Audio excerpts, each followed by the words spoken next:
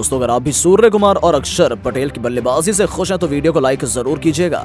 दोस्तों तीसरे टी20 मैच में मैदान पर आग बनकर उतरे हार्दिक पांड्या मचाई ऐसी तबाही कि दिल दहल उठा। पूरा श्रीलंका का खेमा भी जी हां टॉस जीतकर पहले बल्लेबाजी करते हुए भारतीय टीम के बल्लेबाजों ने कोहराम मचा दिया। सूर्या से लेकर हार्दिक और ईशान किशन ने श्रीलंकाई गेंदबाजों की धज्जियां उड़ा दी। तो क्या कुछ हुआ भारत और श्रीलंका के बीच तीसरे टी20 मैच में? यह मुकाबला कितने बजे शुरू हुआ, कब खेला गया और तीसरे किस मैदान पर खेला गया, उसका वीडियो तो हम आपको दिखाएंगे। लेकिन उसके बाद आपको क्या लगता है रोहित शर्मा और हार्दिक पांड्या में से बेहतरीन कप्तान कौन है? अपनी राय नीचे कमेंट बॉक्स में जरूर दें। दोस्तों भारत और श्रीलंका के बीच दूसरे टी20 मैच में प्रशंसकों को एक सांस रोक देने वाला रोमांचक मुकाबला देखने को मिला, जहां आखिरी ओवर में भले ही भारत हार गया हो, लेकिन अक्षर पटेल, उमरान मलिक से लेकर सूर्या और शिवम मावी के प्रदर्शन ने सबका दिल जीत लिया। अक्षर पटेल ने ताबड़तोड़ बल्लेबाजी करते हुए महेंद्र सिंह धोनी का भी रिकॉर्ड तोड़ दिया था। अब भारत और श्रीलंका के बीच तीसरा और आखिरी टी20 मुकाबला खेला जाना है। यह मुकाबला बेहद ही रोमांचक होने वाला है, क्योंकि इस मैच में दोनों ही टीमें जीत के लिए पूरी तरीके से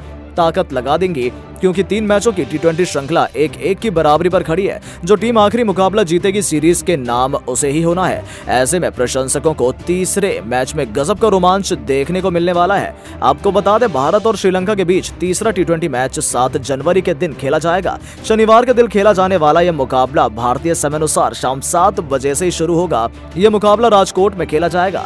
रविंद्र जडेजा के घरेलू मैदान कहे जाने वाले सौराष्ट्र क्रिकेट एसोसिएशन में प्रशंसकों को एक बार फिर से हाई स्कोरिंग मैच देखने को मिलने वाला है।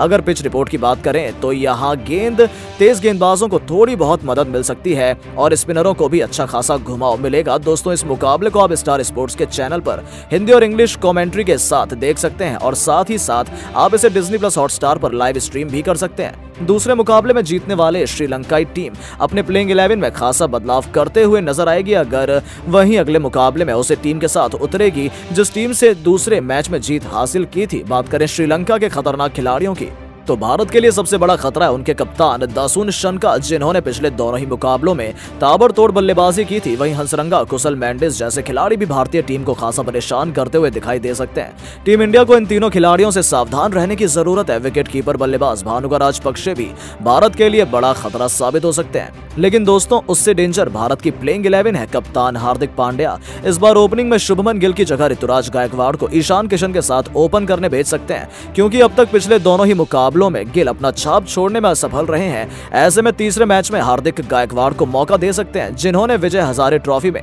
एक ओवर में 7 छक्के लगाकर एक नया कीर्तिमान स्थापित किया था। इसके अलावा नंबर 3 पर सूर्या ही नजर आने वाले हैं, जिन्होंने दूसरे मैच में भारत को लगभग जीत दिला ही दी थी।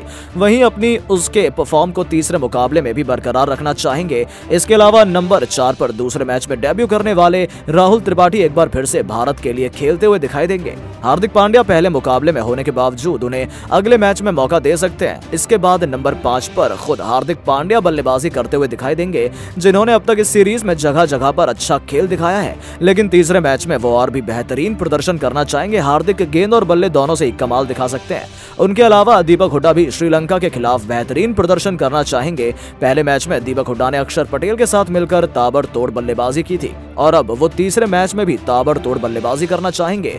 हुड्डा के बाद नंबर आता है अक्षर पटेल का, जिन्होंने श्रीलंका के खिलाफ टी20 श्रृंखला में तो तहलका मचा दिया है। अब आखिरी मुकाबले में भी कैप्टन हार्दिक पांड्या को उनसे लाजवाब प्रदर्शन की उम्मीद होगी। इसके अलावा गेंदबाजी डिपार्टमेंट में युजवेंद्र चहल एक बार फिर से भारतीय प्लेइंग 11 में नजर आने वाले हैं। बता दें अब तक इस सीरीज में युजवेंद्र चहल का प्रदर्शन बेहद ही फीका रहा है। पहले मुकाबले में उनकी जमकर धुनाई हुई थी और दूसरे मैच में उन्हें बस एक सफलता हाथ लगी थी। ऐसे में तीसरे मैच में यूजी फॉर्म में आना चाहेंगे।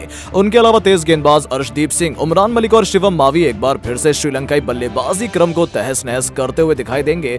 दोस्तों आपको बता दें दूसरे टी20 मुकाबले में अर्शदीप सिंह ने 1 नहीं 2 नहीं बल्कि कुछ 5 नो बॉल डाली थी, जिस पर भारतीय कप्तान हार्दिक पांड्या बेहद ही क्रोधित नजर आए।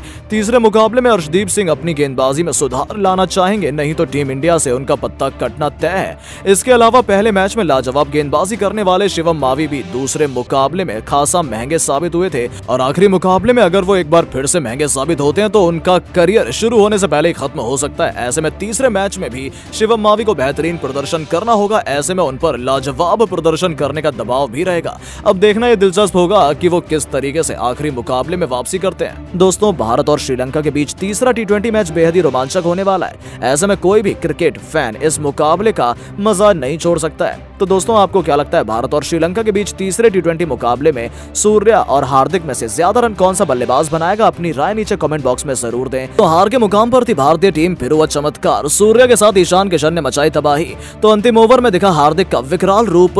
कैसे इन तीनों तूफानी बल्लेबाजों ने ताबड़तोड़ बल्लेबाजी करते हुए एशियाई चैंपियन लंका का तोड़ा घमंड, और क्या कुछ हुआ पारी के उस रोंगटे खड़े कर देने वाले अंतिम ओवर में। इस महामुकाबले की पूरी हाईलाइट का वीडियो हम आपको दिखाएंगे, लेकिन उससे पहले आपको क्या लगता है कि ईशान किशन, हार्दिक पांड्या और सूर्य कुमार यादव में से सबसे खतरनाक टी20 बल्लेबाज कौन है? अपनी राय नीचे कमेंट करके जरूर बताइएगा। दोस्तों, श्रीलंका भारतीय टीम को इतनी कड़ी चुनौती देगी इसकी कल्पना किसी ने भी नहीं की थी। जहां पहले टी20 मैच में भारत ने अंतिम ओवर में अपने नाम किया था, तो दूसरे मैच में भी रोमांच की सारी हदें पार हुई और मुकाबला अंतिम ओवर तक गया, जिसके बाद यह सीरीज 1-1 से बराबरी पर खड़ी थी। अंतिम मुकाबले में दोनों टीमें जीत के इरादे से उतर रही थी, कोई भी हार मानने को तैयार नहीं था। और तीसरे टी20 मैच में ऐसी ऐतिहासिक घमासान हुआ जिसे क्रिकेट इतिहास आने वाले कई सालों तक नहीं भुला पाएगा। इस मुकाबले में कप्तान हार्दिक ने टॉस जीता और पहले गेंदबाजी करने का फैसला किया। लंकाई के बल्लेबाज खतरनाक बल्लेबाजी के लिए जाने जाते हैं और इस मुकाबले में भी उनका वही अवतार देखने को मिला। जी हां दोस्तों, एक बार फिर दूसरे टी20 मैच की हाईलाइट दिखाते हुए लंकाई बल्लेबाजों ने तबाही मचा दी। जहां कुशल मेंडिस ने ताबड़तोड़ अर्धशतक जमा दिया, तो शंका एक बार फिर बेहतरीन पारी खेलकर आउट हुए।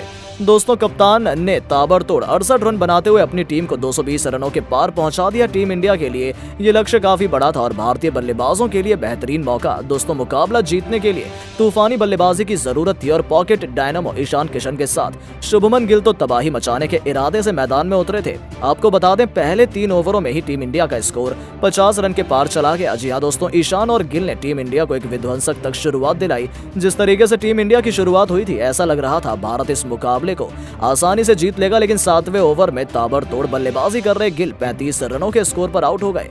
केवल 16 गेंदों में 35 रन की ताबड़तोड़ पारी खेलने वाले गिल का विकेट रजीथा ने लिया था।